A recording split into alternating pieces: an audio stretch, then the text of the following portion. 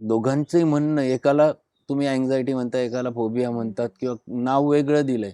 परंतु expression individual वेगळे आहे. प्रत्येकाचं व्यक्तिमत्व वेगळ्या पद्धतीने ती गोष्ट दाखवतंय.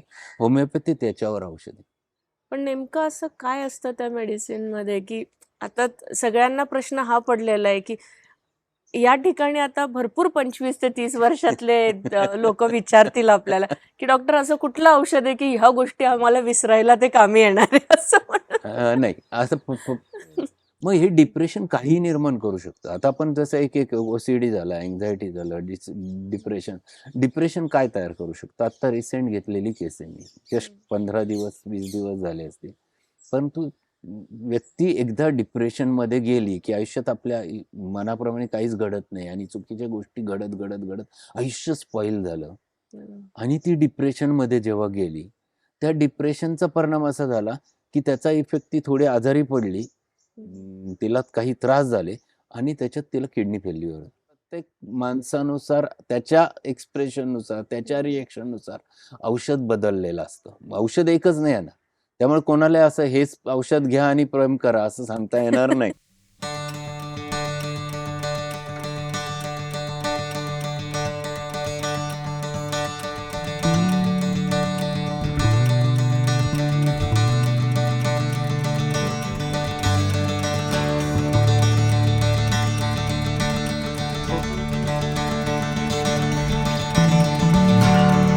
नमस्कार. अर्थार्थवेलच्या आरोग्यवर्धिनीमध्ये आपलं स्वागत आहे. नेहमीप्रमाणेच आज आपल्यासोबत आहेत डॉक्टर प्रसाद रसाळ. आणि मेन म्हणजे आपण पुढच्या विषयाला सुरू करण्याच्या आधी हे सांगायला आम्ही विसरणार नाही, की आमच्या चॅनलला तुम्ही लाईक करा, सबस्क्राईब करा आणि शेअर करा त्या ठिकाणी. सर, आजच्या एपिसोडमध्ये आपलं स्वागत आहे या नमस्कार ठिकाणी. स्मिताताई. आज पुन्हा एकदा खूप दिवसांनी आपण पुन्हा भेटतोय हो. आणि आपले एपिसोड खूप छान पद्धतीने सर्वांपुढे जात आहेत. खूप जणांचे छान रिप्लाय आलेत. खूप आनंद वाटतोय. वेगवेगळ्या पेशंटशी त्या निमित्ताने संवाद होतोय नक्कीच सर. आणि आज पुन्हा नवीन विषय घेऊन आपण येतोय. मेनली आपण सांगायला विसरणार नाही, की आपल्या एपिसोडला तुमचा रिस्पॉन्स खूप सुंदर आहे. त्यासाठी प्रेक्षकांचं खूप खूप धन्यवाद यासाठी. सर, आजचा विषय आपण जो घेणार आहोत, तर तो विषय आहे मानसिक आजार आणि होमिओपॅथी. तर बऱ्याच वेळा आपण मानसिक आजार म्हटलं तर गैरसमज खूप सारे आहेत त्यामध्ये. म्हणजे तो आजार राहतो बाजूला आणि मानसिक या शब्दावरनं त्याचे गैरसमज तयार होतात. तर मानसिक आजार म्हणजे पहिलं तर तुम्ही आम्हाला त्या गोष्टीबद्दल थोडी आमच्या प्रेक्षकांना माहिती द्याल, की नेमकं मानसिक आजार म्हणजे काय असतो? नमस्कार पुन्हा एकदा सर्वांना. आजचा आपला विषय आहे मानसिक आजार. अनेक प्रकारचे मानसिक आजार आहेत, ज्याच्याने सध्याची पिढी सगळ्यात जास्त सफर होते, सगळ्यात जास्त त्याच्या यातना सोसते. कारण हे आजार जे असतात, एक शारीरिक आजार जे आहेत ते दिसतात आणि जे दिसणारे आजार असतात, त्याच्यामध्ये समोरच्याला कळतं, की खरंच याला आजार आहे आणि त्यामुळे समोरचा ते ॲक्सेप्ट करू शकतो, की याला आजार आहे आणि त्यामुळे त्याची ट्रीटमेंट करणंही सोपं असतं आणि त्याला समजून घेणारा पण समोरचा व्यक्ती समजून घेऊ शकतो. कारण त्याला दिसत असते, की हा खरोखर आजारी आहे. बरोबर. परंतु जो मानसिक रोगी असतो, त्या मानसिक रोगाचा आजार हा समोरच्याला दिसत नाही आणि त्याला जे होत असतं ते समोरच्याला कळत नाही. बरोबर. अनेक प्रकारचे मानसिक आजार आहेत. वेगवेगळे व्यक्ती तितके असे वेगवेगळे मानसिक आजार आहेत, ज्याच्याने अनेक जण पीडित आहेत. आपण एक काही महत्त्वाच्या गोष्टी आजच्या चर्चेमध्ये घेऊ. त्याच्यामध्ये सगळ्यात कॉमन जी सध्याची गोष्ट आहे ती ऑब्सेसिव्ह कंपल्सिव्ह डिसऑर्डर, ज्याला OCD म्हटलं जातं. कॉमन सर्वसामान्यांच्या भाषेमध्ये OCD नावानेच ते ओळखलं जातं. याचं फुल फॉर्म आहे ऑब्सेसिव्ह कंपल्सिव्ह डिसऑर्डर. तीच करण्याची प्रक्रिया, म्हणजे तीच प्रक्रिया पुन्हा पुन्हा करण्याची वृत्ती म्हणजेच OCD. तर हा एक आजार खूप मोठ्या प्रमाणावर बळावलेला आहे. खूप जण अँक्झायटीने पीडित झालेले आहेत. खूप सतत काळजी, चिंता या गोष्टीने पीडित आहे. हा दुसरा आजार आहे. तिसरा त्याच्यामुळे निर्माण झालेलं डिप्रेशन. डिप्रेशन हा एक प्रकार अतिशय मोठ्या प्रमाणात वाढतोय डे बाय डे. आपल्यापेक्षाही, भारतापेक्षाही बाहेरच्या कंट्रीजमध्ये तर त्याचं प्रमाण अतिशय मोठ्या प्रमाणावर वाढतंय. चौथा आजार जो आहे तो म्हणजे पॅरानॉइड सिझोफ्रेनिया. हा आजार दिवसेंदिवस खूप बळावत चाललाय. पॅरानॉइड सिझोफ्रेनियाचा रुग्ण जर घरात असेल, तर ते घर स्पॉईल होतं. कारण त्या पेशंटचे मनात काय चाललेलं असतं हे समोरच्याला कळत नाही. तो खूप कुशंका इतरांविषयी त्याच्या मनात असतात आणि खूप त्रासदायक आहे. त्याच्यामुळे होणारा त्रास हा सगळ्या कुटुंबाला भोगावा लागतो. उपभोगावा लागतो म्हणण्यापेक्षा भोगावा लागतो.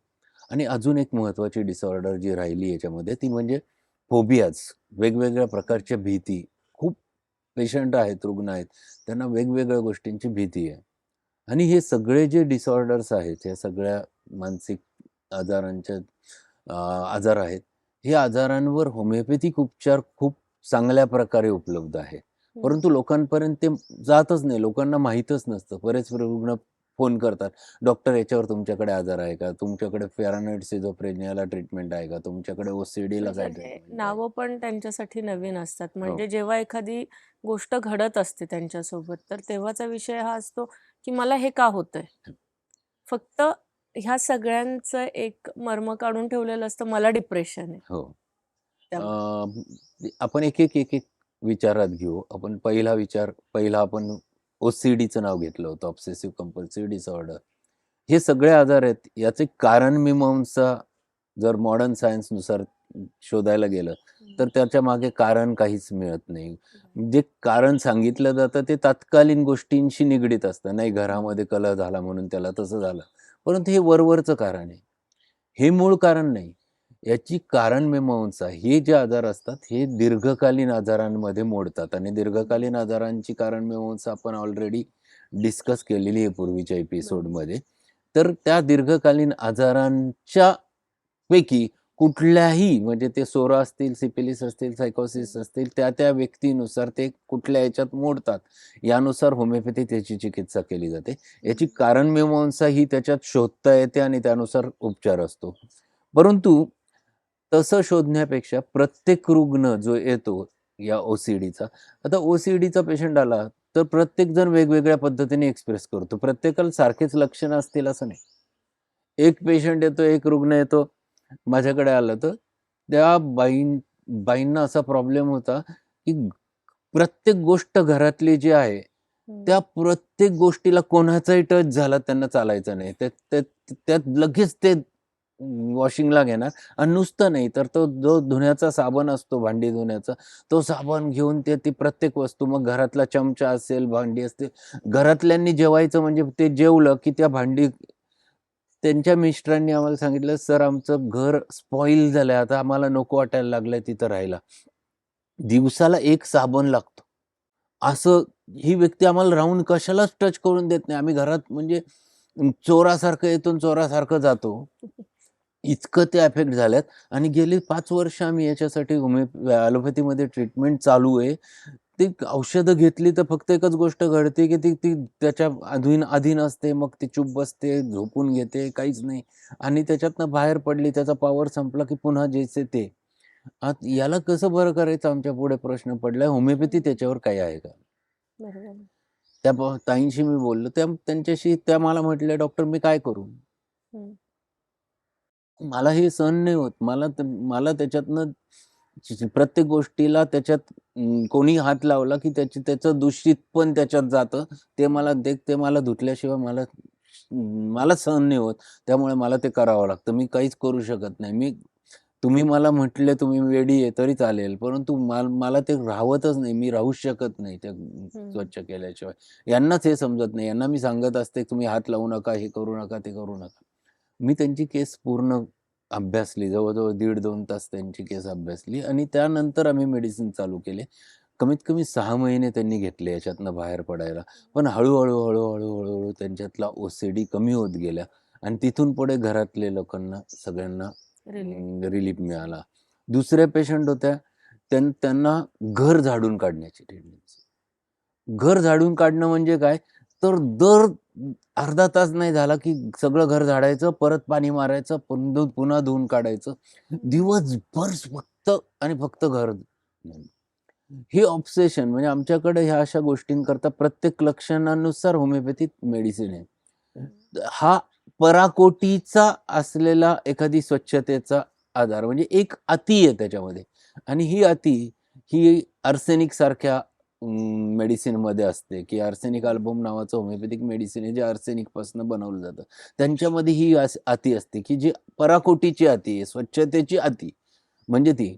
मग त्या आर्सेनिक आम्ही त्या पेशंटला वापरलं आणि आर्सेनिक नंतर त्यांना ती समज आली की अरे हे स्वच्छ आहे. म्हणजे त्यांना हे कळायचंच नाही की हे स्वच्छ आहे म्हणून. त्यामुळे ते पुन्हा ती गोष्ट वारंवार करत होते.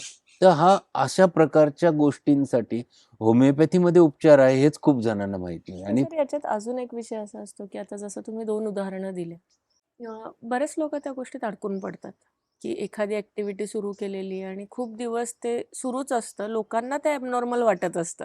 पण ते स्वतःला कधीच वाटत नाही आणि त्यांना तो एक्सेप्टन्स पण नसतो, की हे असं जे घडतंय, मी तर परफेक्ट करण्याच्या ह्याच्यामध्ये आहे. म्हणजे इट्स कॉल की परफेक्शनिस्ट त्यामध्ये. पण लोकांना ही गोष्ट अशी का वाटते तिथे? मग तिथे समजवणं जरा डिफिकल्ट होतं बरोबर त्यामध्ये, की मी परफेक्ट आहे. हे जे काही आहे, की अडकून पडणं एखाद्या गोष्टीत. जसं तुम्ही म्हटले, की भांडी घासताना त्या पुन्हा गोष्टी पुन्हा तीच पुन्हा गोष्ट. पुन्हा झाडू मारताना एखादी गोष्टीमध्ये ते पूर्णतः अडकतात. पण त्या गोष्टीला त्यांच्या दृष्टीने ते परफेक्शनिस्ट म्हणून आहेत. ही गोष्ट कितपत नाही, हे परफेक्शनिस्ट नसतं, परंतु काय असतं की स्वतःचं मन स्वतः आजारी आहे असं मानायला तयार नसतं. आणि म्हणून ही गोष्ट घडते, बऱ्याच वेळेला घडते. माझे एक पेशंट आहे, ते मंदिरात गेले तर मंदिरातल्या त्या मूर्तीकडे पाहत बसले की त्याच्यातनं ते बाहेरच पडायचे नाही. दुसऱ्यांना त्यांना तिथून नाही आता झालं आपला नमस्कार करून 5 मिनिटं झालेत आता आपण बाहेर जाऊ, धरून आणावं लागायचं. ते त्याच गोष्टीत अडकून पडायचे. अडकणं हाच आजार आहे त्यातला, की त्याच प्रक्रियेमधनं अडकणं आणि तीच प्रक्रिया पुन्हा करत राहणं म्हणजे ओसीडी. आणि ते तोडण्यासाठी मॉडर्न सायन्सला मर्यादा आहे आणि म्हणून ते क्युअर होत नाही. होमिओपॅथीमध्ये असे अनेक औषधं आहेत. म्हणजे एखादा पेशंट आहे सतत दिवसभर हातच धुवत बसतो, सतत हात धुवत. वॉशिंग मॅनिया आपण त्याला म्हटलं जातं, वॉशिंग मॅनिया. तर वॉशिंग मॅनियासाठी होमिओपॅथीत खूप सुंदर औषधं आहेत. सिफिलिनम सारखं औषध आहे, जे औषधामध्ये स्पेसिफिकली मेन्शन केलेलं आहे की याच्यात वॉशिंग मॅनिया पेशंट दिवसभर हात धुत राहतो. असे अनेक औषधं होमिओपॅथीमध्ये या गोष्टींसाठी उपलब्ध आहेत. पण सर आपण औषधांचा विषय बोलतोय त्या ठिकाणी एक महत्वाचा मुद्दा येतो, की जिथे म्हटलं जातं की मानसिक आजार जर तुम्ही तो एक्सेप्ट केला आणि त्याच्यासाठी तुम्ही ट्रीटमेंट घ्यायला सुरुवात केली तर त्याचे औषधं आपण की लोकांना हे बऱ्याच लोकांना माहीत नाहीये की होमिओपॅथीमध्ये त्याचे इलाज आहेत. दुसरी गोष्ट की व्यक्ती सायकॅट्रिस्टकडे जातो आणि देन मग आफ्टर जेव्हा त्यांना ते औषधं दिले जातात तर त्याने एकतर झोपणं हो. हा प्रकार खूप वाढतो. ते झोपणं वाढल्यानंतर आपोआप तुमच्या तब्येतींवर परिणाम हे दिसायला लागतात बरोबर. कुठेतरी आणि माणसाला असं फील व्हायला लागतं की नाही मी त्या लूपमध्येच आहे, तेच खूप छान आहे की मी झोपणार तर मी निदान ह्या ॲक्टिव्हिटीमध्ये नसणार. लोकांना ते यूज टू म्हणण्यापेक्षा पण आहे ना चांगलं वाटायला लागतात त्या औषधं. म्हणजे त्यातनं बाहेर नाही पडायचंय, पण मी झोपून राहणार. बरोबर. याचं महत्त्वाचं कारण असं आहे, की हे जे एवढे औषधं असतात, बरेच औषधे यातल्या ह्या ड्रग्ज रेमेडीज आहेत. म्हणजे जे ॲडिक्शन निर्माण करतात. त्या गोष्टीचं ॲडिक्शन त्याच्यामुळे तयार होतं. हे ड्रग्ज जेव्हा माणूस घेतो, तेव्हा तो वेगळ्या विश्वात जातो. तो भोवतालचं विश्व विसरलेला असतो. मग भोवतालचं विश्व विसरलं, की तुमची काळजी आपोआपच बाजूला जाते. डिप्रेशन आपोआपच बाजूला जातं, कारण तुम्ही वेगळ्या विश्वात आहे. साधं आपण गणित घेऊ, की एक सोपं उदाहरण असं आहे, की रंगपंचमीला बरेच जण भांग पितात. आणि मग भांग पिलेला माणूस तो त्याच्या विश्वात असतो. त्याला कळत नाही आपण काय बोलतोय, काय बरळतोय, काय आणि तो मात्र त्याच्या विश्वात रमलेला असतो. तिथं ओसीडी सारखं एकच वाक्य तो पुन्हा डायलॉग मारत बसलेला असतो किंवा असं अनेक वेळेला आपण पाहतो. कारण त्यांना आजूबाजूचं भान नसतं आणि हे औषधं त्या आजूबाजूचं भान काढून टाकतात. ते त्यांना वेगळ्या विश्वात नेतात आणि त्यामुळे ते जोपर्यंत औषधाचा परिणाम त्यांच्यावर होतोय, तोपर्यंत ते वेगळ्या विश्वात असल्याने त्यांना त्याच्यात आनंद वाटतो आणि ती ॲडिक्शन तयार होतं. म्हणजे गोळी नाही घेतली की पुढं ते बेचैन व्हायला लागतात. म्हणजे जसा एखादा ड्रग ॲडिक्ट ड्रग्ज मिळाले नाही की जसा बेचैन होतो किंवा दारू पिणारा माणूस असतो त्याला दारू मिळाली नाही की तो जसा बेचैन होतो. बरोबर. तसं ह्या औषधांचा डोस संपला, रक्तातली त्याची लेव्हल कमी झाली की ते खूप बेचैन झालेलं सर, याचे जाणवतं. साईड इफेक्ट्स काय असू शकतात? म्हणजे आता समजा ते औषधं घेतले तर तुमचं झोपेचं प्रमाण वाढतं किंवा इटिंग हॅबिट्स ज्या आहेत त्या वाढतात तिथे. बरोबर. पण अचानक जर तुम्ही औषधं थांबवले त्याच्यामध्ये तर त्याचे दुष्परिणाम पण नक्कीच काहीतरी दुष्परिणाम असू शकतात.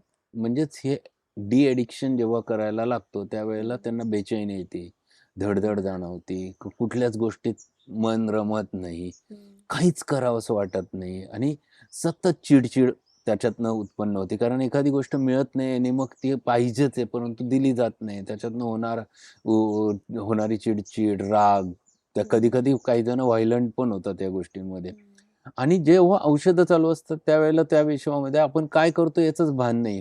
मग खायला लागले की खूप खात सुटतात हे लोकं. बरोबर. तुम्ही जर हे सर्व पेशंट्स पाहिले तर ह्या सर्व पेशंटमध्ये एक गोष्ट कॉमन पाहायला मिळेल की यांचं वजन खूप वाढलेलं आहे. प्रचंड वजन वाढतंय आणि ते वजन ह्या औषधांनी एक तर त्यांची सगळी बेसल मेटाबॉलिक प्रक्रिया जी असते ती स्लो होते आणि ती कमी झाल्या कारणाने चयापचय क्रिया कमी झाली की शरीरातली एनर्जी वापरली जात नाही. ती वापरली जात नाही, मग ती सगळी स्टोअर होत जाते आणि त्यांच्या शरीरातला मेद वाढत जातो. त्यामुळे ओबेसिटी हे त्याच्याशी निगडीत असलेला तयार होणारा मोठा आजार निर्माण होतो. मग ते अँक्झायटी असेल, तरी औषधोपचार ॲलोपॅथीमध्ये खूप बदलणारे नाहीयेत. मॉडर्न सायन्समध्ये अँक्झायटी असेल, डिप्रेशन असेल, या सगळ्या गोष्टींमध्ये साधारण मॉलिक्यूल सारखेच वापरले जातात आणि सर्वसाधारणपणे एक संकल्पना असते की याची हायपर ॲक्टिव्हिटी कंट्रोल करायची. त्यामुळे बऱ्याच वेळेला तसं होतं. तसं होमिओपॅथीत नाही. होमिओपॅथीत त्याची कारणमीमांसा अशी आहे की अँक्झायटीचा पेशंट आला, की ज्याला खूप चिंता आहे, काळजी. पण त्याच्यामागचं सखोल माहिती कशामुळे ती उत्पन्न झाली? त्याच्यामागचं कारण काय? मग ती उत्पन्न जेव्हा होती त्याच्यामध्ये एक्सप्रेशन्स कशा पद्धतीने येतंय. प्रत्येक माणूस वेगवेगळ्या पद्धतीने त्याची भीती किंवा काळजी व्यक्त करत असतो. म्हणजे तो समोर पेशंट आलाय, तो अगदी शांतपणे, "डॉक्टर, मी खरंच बरा होईल का? खरंच रात्रीची झोपच लागत नाही हो, अजिबात झोप लागत नाही." परत 2 मिनिटं गेली, "नाही डॉक्टर, खरंच बरा होईल का?"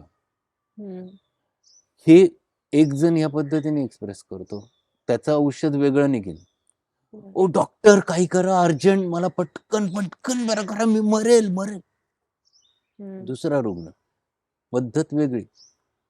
दोघांचंही म्हणणं, एकाला तुम्ही अँक्झायटी म्हणता, एकाला फोबिया म्हणतात किंवा नाव वेगळं दिलंय. परंतु एक्सप्रेशन इंडिव्हिज्युअल वेगळे. प्रत्येकाचं व्यक्तिमत्व वेगळ्या पद्धतीने ती गोष्ट दाखवतंय. होमिओपॅथी त्याच्यावर औषध आहे. म्हणजे पहिल्या पेशंटला त्याच्या एक्सप्रेशननुसार त्याची रेमेडी जर आर्सेनिक येत असेल, तर दुसऱ्या पेशंटला लक्षणं सारखेच आहे, पण पद्धत वेगळ्या पद्धतीने, कारण ती त्याची इंडिव्हिज्युअलिटी, स्वतःचं व्यक्तिमत्व घेऊन बाहेर पडली. त्याला अकोमोडेट द्यायची गरज पडेल. मग होमिओपॅथीत ह्या सगळ्या डिसऑर्डर्स आपण 5 नावं घेतले होते. ह्या नावावरती औषध नाहीये. म्हणजे त्याला तुम्ही लेबल केलं अँक्झायटी म्हणून औषध नाही. तो एक व्यक्ती आहे. तो ज्या पद्धतीने एक्सप्रेस होतोय, त्या पद्धतीने एक्सप्रेस होणारं औषध त्याचं औषध. पण ॲलोपॅथीमध्ये ते तसं नाहीये. हां, ॲलोपॅथीत एक फिक्स ट्रीटमेंट असते, की ह्या पद्धतीने, हे फिक्स आणि त्या पद्धतीने. परंतु प्रश्न कसा येतो, की ती सगळी पॅलिएटिव्ह ट्रीटमेंट आहे. पॅलिएटिव्ह म्हणजे तात्पुरतं शमवणारी. तुम्ही एकदा हा पेशंट त्याला लेबल लागलं, की हा याच्यात मोडतो. बरे झालेले रुग्ण किती आहेत? पण सर, आपण जसं म्हटलो की औषधं घेतल्यानंतर त्यांना बरं वाटतं आणि त्याच्यानंतर जेव्हा सोडण्याची वेळ येते, ते ॲडिक्ट झालेले असतात त्यामध्ये. त्यांना ते सोडलं जात नाहीये. मग हा दुसऱ्या मानसिक आजाराला आपण आमंत्रण देतोय. कारण खूप साऱ्या काय म्हणतोय आपण रिॲक्शन्स त्या गोष्टींच्या आहेत. तर त्यातनं दुसरे मानसिक आजार तयार होण्याचे चान्सेस असू शकतात. मानसिक आजार तुम्ही लेबल बदलत जाता फक्त. म्हणजे सुरुवातीला फक्त चिंता होती. मग चिंता त्याची खूप काळ राहिली, खूप औषधं घेतले. हळू-हळू त्या औषधांचा परिणाम होऊन जो खूप ॲक्टिव्ह माणूस होता, तो हळू डल होत गेला. मग त्याचा चेहरा निस्तेज झाला. मग तो कुठल्याच गोष्टीमध्ये त्याला इंटरेस्ट उरला नाही, त्याचं आयुष्य नीरस होत चाललं. मग आपण त्याला डिप्रेशन नाव द्यायला सुरुवात केली. फक्त नाव बदललं. ओरिजिनल आजार जो होता तो आजार तसाच होता. इथं फरक आहे. इथं त्याला म्हणजे इथं त्याला मूड इलेव्हेटर्स नावाने मेडिसिन दिलं जातं. मूड इलेव्हेटर्स देऊन तुम्ही त्याला किती वेळ मूड त्याचा असतो.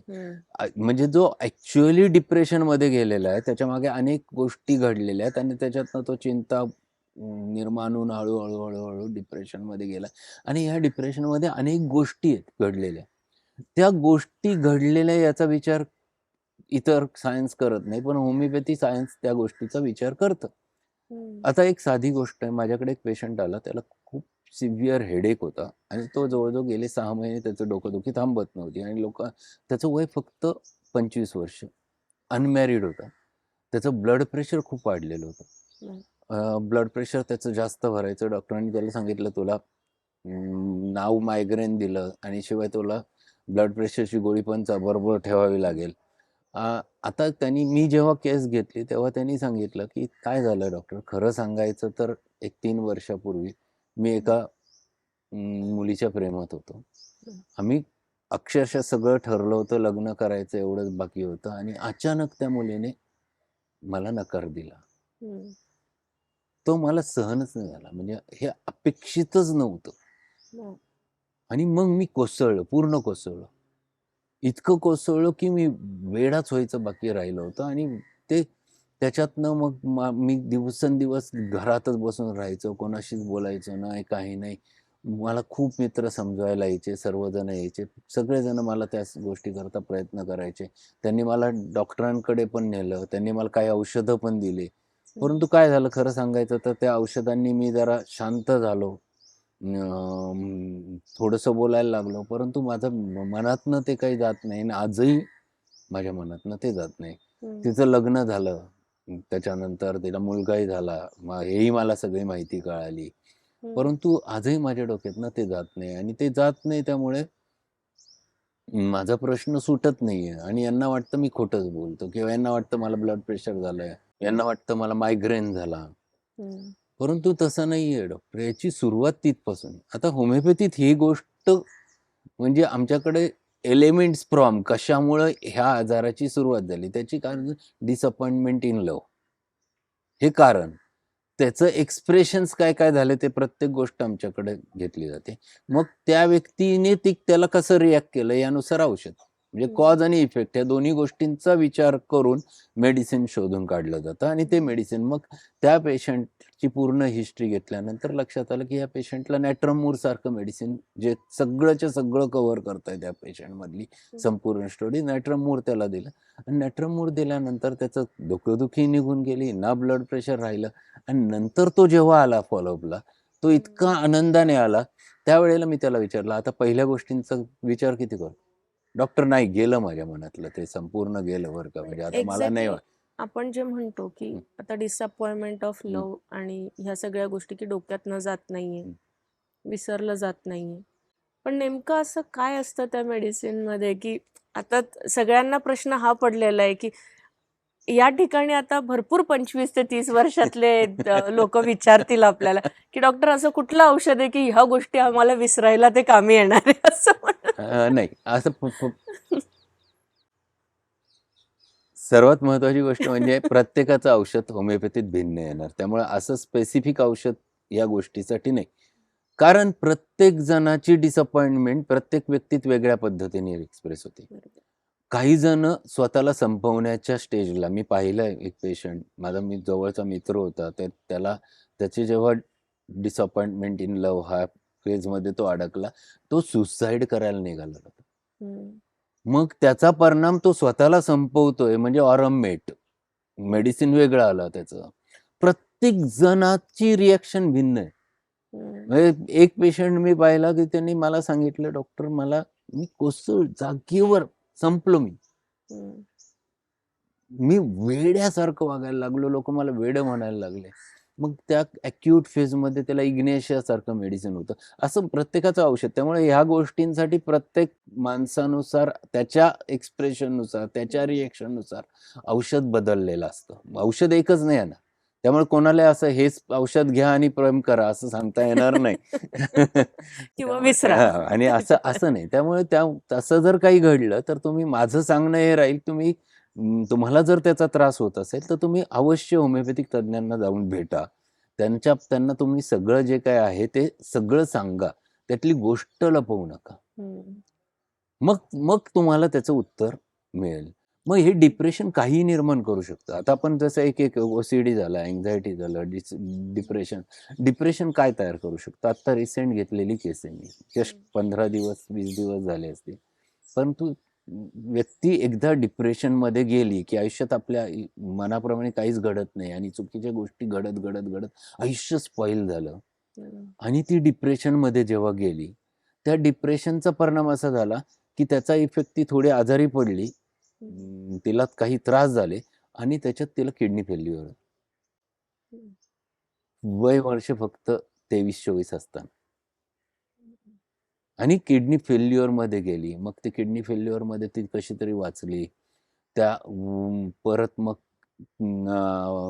खूप काळ डायलिसिसवर तिचं चाललं होतं. मग त्याचा परिणाम, एक स्टेज अशी आली की आता डायलिसिस पण काम करत नाही. मग आईची किडनी तिला दिली. त्याच्यानंतर तिचं लग्न झालं परत दुसरं. ही सगळी डिप्रेशनचे अनेक कारणं असतात. त्या डिप्रेशनचा शरीरावर होणारा उलटा परिणाम होतो. तर होमिओपॅथीत हे सगळे जे आजार आहेत, मग त्या ओसीडी असेल, अँक्झायटी असेल, डिप्रेशन असेल, पॅरानॉइड सिझोफ्रेनिया असेल, फोबिया असेल, ह्या प्रत्येकाची चिकित्सा आहे. मानसिक आजारांचे होमिओपॅथीमध्ये 4 वेगवेगळे प्रकार ॲनिमन सरांनी सांगितलेले आहेत आणि त्यांनी त्याचं वर्गीकरण केलंय, क्लासिफिकेशन केलंय की कुठले 4 प्रकार. तर पहिला प्रकार म्हणजे जे फिजिकल आजार असतात, शारीरिक आजार असतात, हे तुम्ही जास्त काळ दबवत गेले. ते दबल्यामुळे त्याचं रूपांतर मानसिक आजारात होणं, हा टाईप 1 पहिल्या प्रकारचा मानसिक आजार. दुसरा प्रकार म्हणजे अचानक काहीतरी गोष्ट घडली, जशी डिसअपॉइंटमेंट इन लव्ह झालं, अचानक घडलं, कोणीतरी नाही म्हटलं किंवा खूप काहीतरी करायचं ठरवलं होतं आणि अचानक काहीतरी त्याला नकार आला, ही गोष्ट नाही करायची. असे तात्कालीन किंवा कुठल्या तरी गोष्टीचा सडन इम्पॅक्ट झाला, कशाला तरी खूप धास्ती घेतली, भीती घेतली, एकदम अचानक खूप भीती वाटली. हा तिसरा. अशा अचानक घडणाऱ्या तात्कालीन एक्साइटिंग कॉज, म्हणजे स्टिम्युलेट करणाऱ्या कॉजेसमुळे निर्माण झालेले आजार हे दुसऱ्या प्रकारात मोडतात. ज्याला तुम्ही समजून सांगितलं, कन्सोलेशन ज्याला आपण म्हणतो, काउन्सिलिंग करणं, कन्सोलेशन करणं, हे जर केलं तर ते त्याच्यातनं लगेच बाहेर पडतात आणि परत होऊ नये मग होमिओपॅथिक उपचार त्याच्यावर केला तर ते परत त्यांच्यात होत नाही. तिसरा प्रकार म्हणजे काय, तर एक तर पहिला किंवा दुसरा याच्यातला नेमका कोणता आहे हे न कळणारी स्टेज म्हणजे तिसरा प्रकार. मग अशा पेशंटला ओळखायचं कसं की हा तिसऱ्या प्रकारात, म्हणजे हा कुठल्या प्रकारात मोडतो? तर ॲनिमन सरांनी त्याची एक छान युक्ती सांगितली. ते म्हटले, अशा पेशंटला तुम्ही काउन्सिलिंग करायचा प्रयत्न करा. तो पहिल्या प्रकारात मोडणारा असेल तर काउन्सिलिंगचा त्याच्यावर काहीही परिणाम होणार नाही, त्याला काहीही बरं वाटणार नाही, म्हणजे तो पहिल्या प्रकारात मोडतो. आणि काउन्सिलिंगने बरं वाटलं तर तो दुसऱ्या प्रकारचा आहे. मग इथं तुम्हाला कन्फ्युजिंग तिसरा प्रकार म्हणजे तुम्हाला कन्फ्युजन आहे की पहिला आहे का दुसरा आहे. दिसताना तो पहिलाही वाटतो, कधी दुसराही वाटतो. मग याच्यात नेमका कोणता आहे तो शोधायचा आणि त्यानुसार त्याचा उपचार करायचा. आणि चौथ्या प्रकारचा रुग्ण हा उलटा, मी मगाशी केस जी सांगितली की आधी मानसिक आजार आणि त्या मानसिक आजाराचं रूपांतरण शारीरिक आजारामध्ये होणं, हा चौथ्या प्रकारचा मानसिक आजार. म्हणजे आधी डिप्रेशन आणि त्या डिप्रेशनमुळे किडनी फेल्युअर झालं, हा चौथ्या प्रकारात. आता ह्या चारही प्रकारांचा जर अभ्यास केला तर तुम्हाला नाव द्यायची गरज नाही की त्याला अँक्झायटी आहे का, त्याला फिअर आहे, फोबिया आहे का, त्याला पॅरानॉइड. नावावर होमिओपॅथिक ट्रीटमेंट नाहीये, त्या व्यक्तीवर होमिओपॅथिक ट्रीटमेंट उपलब्ध आहे. मग तुम्ही त्याचे पॅरानॉइड शिझोफ्रेनियाचे केसेस असतात. पॅरानॉइड शिझोफ्रेनिया हा सगळ्यात खूप त्रासदायक असाध्य आजार आहे, कारण ह्या लोकांच्या मनामध्ये अतिशय शंका कुशंका असतात. म्हणजे ते प्रत्येक गोष्टी अक्षरशः शंकेखोर नजरेनेच पाहत असतात. म्हणजे नवरा बायकोचं आयुष्य सुद्धा त्याच्यानेच पाहिलं होतं. म्हणजे मी एक पेशंट पाहिला की त्याने ती पेशंट माझ्याकडे आली होती, ती तिच्या प्रॉब्लेमसाठी आली होती, परंतु तिचं कारण जे होतं डॉक्टर, म्हणजे ती रडायला लागली, माझ्या पुढे येऊन रडायला लागली. आणि खूप म्हटलं, "मग काय कारण आहे?" मग तिने सांगितलं, की "माझा नवरा माझ्यावर खूप शंका घेतो." म्हणजे मी कामाला जाते. मी कामाला गेले, की सकाळपासून ते मी निघेपर्यंत कमीत कमी 15 फोन त्याचे. "आता तू काय करते? आता कोण आहे? तुझ्या शेजारी कोण बसलेलं आहे? तुझ्या समोर कोण बसलेलं आहे?" ही शंका एकदा डोक्यात गेली, की ती शंका काढणं हा फार मुश्किल प्रकार असतो आणि कुठल्याही ॲलोपॅथिक मेडिसिनने, कुठल्याही याच्याने ही शंका निघत नाही. मी मागं उदाहरण तुम्हाला मांजरीचं दिलं होतं बघा, तुम्हाला ज्यावेळेला आपण सायकॉटिक आजार, बरोबर. दीर्घकालीन आजारांमध्ये बोललो होतो, की डोक्यात गेलेला फिक्स्ड आयडिया आहे, ती फिक्स्ड आयडिया यांच्या मनातनं निघत नाही, जोपर्यंत आपण त्यांना proper antipsychotic remedy, homeopathic antipsychotic, it is not PSY, it is SYCOTIC, psychotic म्हणजे, तर ते दिल्याशिवाय हे लोकं त्याच्यातनं बाहेर पडू शकत नाही. मग हे सगळे जे आजार आहेत, याच्यानुसार म्हणजे आमच्याकडे अनेक मेडिसिन्स आहेत ज्याच्यामध्ये या सस्पिशियस स्टेट्स आहेत. म्हणजे शंका घेणं, मग शंका घेण्यावरती तुम्ही जर शोधायला गेलं तर होमिओपॅथीमध्ये कमीत कमी 50 एक रेमेडीज आहेत, मेडिसिन्स आहेत जे शंक्य आहेत. पण प्रत्येकाची शंका घेण्याची पद्धत वेगवेगळी असते, भिन्न असते आणि त्याचं कारणही भिन्न असतं. त्यानुसार ते औषध ठरतं. मग होमिओपॅथीत लॅकेसिस सारखं औषध आहे, ॲनाकार्डियम सारखं औषध आहे, जे औषधं ह्या प्रकारच्या स्टेट्स पूर्णपणे पेशंटला त्याच्यातनं बाहेर काढू शकतात. पण सर जसं आपण म्हटलं होमिओपॅथीचे हे औषधं पेशंटला त्यातनं बाहेर काढू शकतात. जसं आपण ॲलोपॅथीचं बघितलं, की ते औषधं जसे तुम्ही थांबवण्याचा प्रयत्न करतात तेव्हाचे साईड इफेक्ट्स त्यांचे वेगळे असतात किंवा वेगळं फिलिंग त्यांना असतं. तर होमिओपॅथीमध्ये पण तसं काही असतं का? कारण व्यक्ती काय विचार करतो, की माझी ही फेज आहे, माझ्या ह्या फेजसाठी औषध आहे. पण औषध म्हटल्यानंतर ते कधी ना कधी थांबायला पाहिजे. तर याच्यामध्ये त्या स्टेज कधी असतात नाही. साधारण? होमिओपॅथिक औषध, आता खरं सांगायचं तर आपण एक एपिसोड करणार आहे, की होमिओपॅथिक औषध किती घ्यावं लागतं, काय घ्यावं लागतं, या सगळ्या गोष्टींवर चर्चा करणार आहोत. होमिओपॅथीचं जे औषध आपण देतो, आता समजा एक रेमेडी काढली, लॅकेसिस हे औषध आहे. लॅकेसिस औषध समजा पेशंटचं असेल, तर ते औषध डीप ॲक्टिंग असतं. त्याची ॲक्शन 30-30 दिवस असते, 40-40 दिवस असते.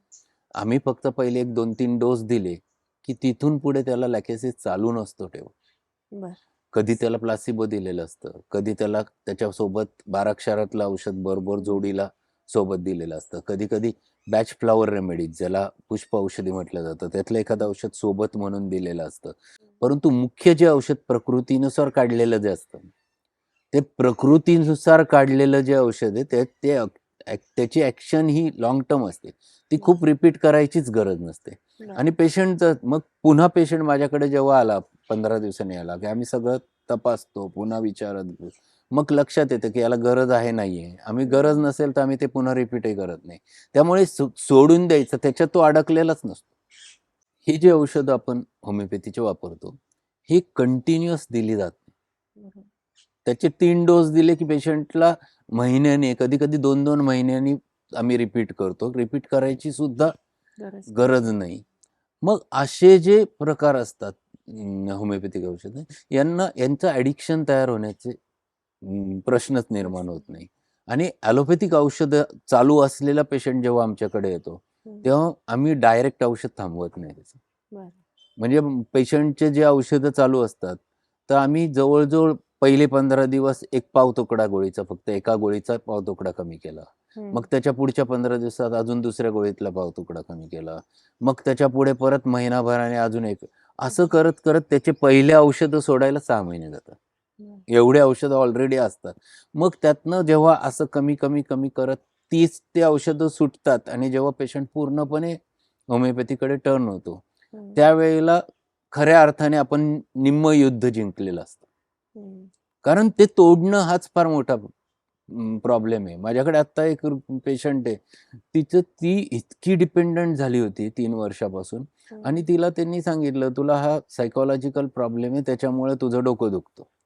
आणि ती 3 वर्ष अँटीसायकॅट्रिक ट्रीटमेंट चालू होती आणि ती जवळ-जवळ 20 किलोनी वेट वाढून माझ्याकडे आली. 3 वर्षापूर्वी ती माझ्याकडे फक्त एकदा जस्ट दाखवायला आली होती. त्याच्यानंतर ती आली नव्हती. मग तिची बहीण माझ्याकडे घेऊन आली आणि डॉक्टर आम्हाला हिची औषधं तोडायची आता आणि तुम्ही काही करा, म्हणजे तुम्ही किती वेळ घ्या काही चालेल, पण आम्हाला त्याच्यातनं बाहेर काढायचं. मी औषध चालू केलं, ती खूप फ्रेश झाली. ती जी डल झालेली होती, तिचं काहीच करायचं इंटरेस्ट, ती खूप छान झाली. मग काय झालं, तिलाच उभं आलं की मला आता हे औषधच नको. मी तिला पाव तुकडा कमी करायला सांगितलं होतं. एक दिवस ती आली, मी गेल्या 15 दिवसात औषधच घेतलं नाही, आता मला ते नकोच आहेत, आता मी सुटले, डॉक्टर बाहेर पडले, मला नाही खात्री आता मला काही त्रास होणार नाही ते औषधं बंद केले तरी. असं पेशंट काही वेळा, बऱ्याच वेळा असं करतात की ते त्यांचेच औषधं बंद करतात. परंतु तोपर्यंत होमिओपॅथिक मेडिसिनने त्यांना कंट्रोल केलेलं असतं, आतनं बरे झालेले असतात.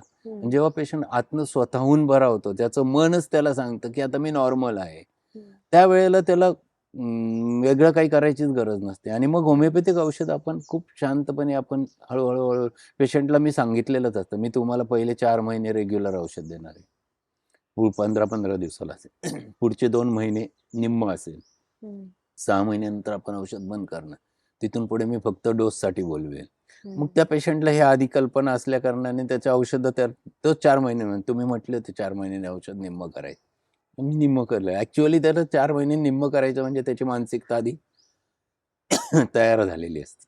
पुढचा मुद्दा जर आपण म्हटला की आपण आता अँझायटी, सिझोफ्रेनिया ह्या मुद्द्यांवर जेव्हा बोलतो तेव्हा एक महत्त्वाचा मुद्दा असतो फोबिया. प्रत्येक व्यक्तीत कुठल्या ना कुठल्या गोष्टींसाठीचा फोबिया असतो. बऱ्याच वेळा आता कुठे जायचं असेल आपल्याला, काही लोक गर्दीला नाही म्हणतात की मी गर्दीत जायला मला नाही आवडत. नाही आवडत यापेक्षाही ते का नाही आवडत, भीती वाटते मला गर्दीत जाण्याची. काहींना लोकांशी बोलण्याची भीती वाटते तिथे. काहींना सांगायचं असतं पण नाही सांगू शकत काही कारणास्तव की समोरच्याची रिॲक्शन काय येईल. तर ही भीती जी असते त्यामध्ये, तर या भीतीसाठी पण आपण काही होमिओपॅथीमध्ये ह्या प्रत्येक भीतीचं औषध आहे. म्हणजे वैशिष्ट्य असं आहे की फिअर ऑफ क्राऊड हे औषधं वेगळी आहेत. काही जणांना अशा जिथं पॅकबंद जागा असतात तिथं जायची खूप भीती वाटते. म्हणजे इवन गाडीचे काचा बंद केल्या हे भीती वाटते. फिअर ऑफ नॅरो प्लेसेस आपण ज्याला क्लॉस्ट्रोफोबिया म्हणतो, याची औषधं होमिओपॅथीत भिन्न आहेत. माझ्याकडे आत्ताच एक केस मी मागच्या आठवड्यात पाहिली. त्या पेशंटने काय सांगितलं, डॉक्टर मी लिफ्टमध्ये कधीच जाऊ शकत. लिफ्टमध्ये जायचं म्हटलं की माझा जीवच गुदमरतो, मी जातच नाही. मी जिने चढून, मी एक ठिकाणी मुंबईत गेले होते, 16 जिने चढून मी वर गेले, पण मी काही लिफ्टमध्ये चढले नाही. हे खूप पाहायला मिळतं. आणि ह्या प्रत्येक भीतीसाठी काही जणांना स्टेजवर जाण्याची भीती असते. स्टेजवर जाण्यापूर्वी त्यांना इतकी भीती वाटते की ती काहीच नाही. आणि स्टेजवर गेले मात्र एकदा सुरुवात केली, परफॉर्म करायला सुरुवात केली की ते राजे असतात. ते लायकोपोडियम, असे लोक ते लायकोपोडियम मध्ये असतात की ज्यांना आधी खूप भीती वाटते पण परंतु त्याच्या विरुद्ध जे असतात ते सेलिशियाचे असतात. ते काय, त्यांना भीती वाटते आणि ते नाहीच जात. तुम्ही किती 100 त्यांना पुढे ढकलायचा प्रयत्न करा, ते परत बाहेर येतात.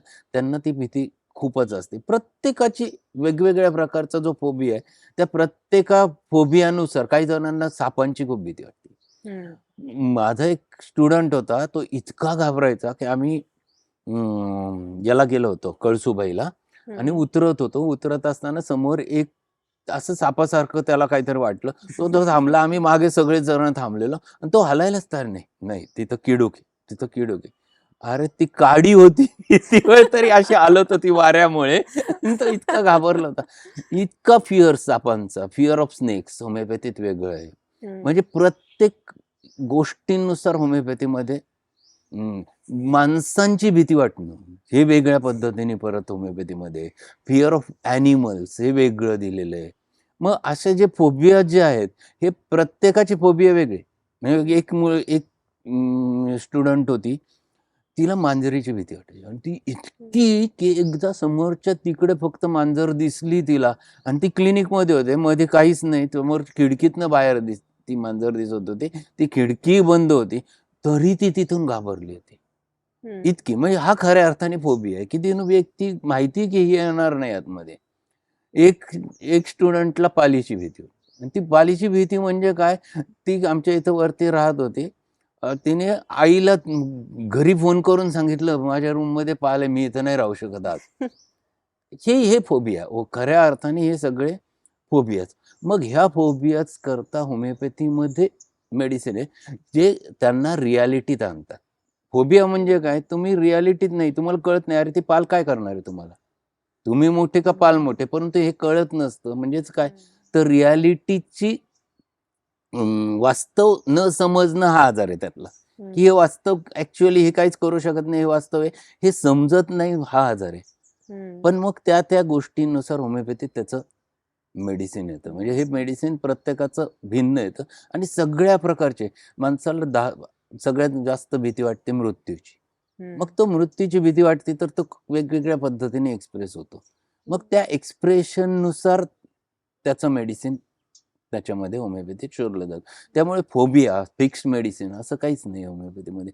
प्रत्येक भीती आहे ती तुमच्या पुस्तकामध्ये, मटेरियल मेडिकमध्ये, रेपर्टरीमध्ये तुम्हाला शोधता येते आणि त्याचं ते औषध आपल्याला त्यानुसार काढता येतं. करता येतं. नक्कीच सर, खूप छान माहिती तुम्ही मानसिक आजारांवर दिलेली आहे. अशाच पद्धतीने आपण पुढचे व्हिडिओ पण घेऊन येणार आहोत वेगवेगळ्या विषयांवर आणि प्रसाद सरांसोबत आपण तसेही कनेक्ट राहणार आहोत. सर, खूप खूप धन्यवाद की आज तुम्ही खूप सुंदर माहिती दिलेली आहे. Thank you so सर्वांना much. पुन्हा एकदा धन्यवाद. परंतु एक शेवटची टीप सर्वांना मी सांगतो, की मानसिक आजार आहे म्हणून तुम्ही सायकियाट्रिस्टकडे जायला घाबरतात. आपण मानसिक आजारांचा लेबल आपल्यावर लागलाय म्हणजे आपण वेडा आहोत, असं काही नसतं. मी तुम्हाला उलटं सांगेल, ठीक आहे तिथे नाही गेलात तर होमिओपॅथकडे नक्की या. म्हणजे तुम्हाला कोणी वेडा म्हणणार नाही. हा किंवा सोपी लेबल गोष्ट आहे लागणार आणि नाही लेबल त्या तुमच्यावर गोष्टींचं. लागणार नाही. आणि त्याच्याही पेक्षा सगळ्यात महत्त्वाची गोष्ट, की तुम्ही तशा गोष्टींमधनं कायमचे बाहेर पडू शकाल, ज्याच्यावर कुठल्याही प्रकारचं ॲडिक्शन कुठल्याही गोळ्यांचं तुमच्यावर होणार नाही. नक्कीच. एवढ्या ह्या नोटवर आपण आज इथं थांबूया. परत पुन्हा एकदा कुठलातरी वेगळा विषय घेऊन आपण पुन्हा भेटूया. नक्कीच धन्यवाद. सर.